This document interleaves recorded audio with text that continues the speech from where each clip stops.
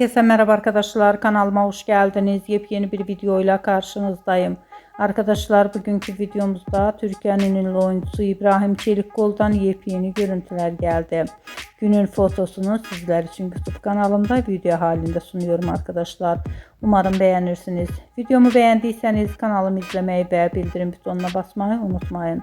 Şimdilik benden bu kadar olsun. Yeni videomuzda görüşmek üzere. Hoşça kalın.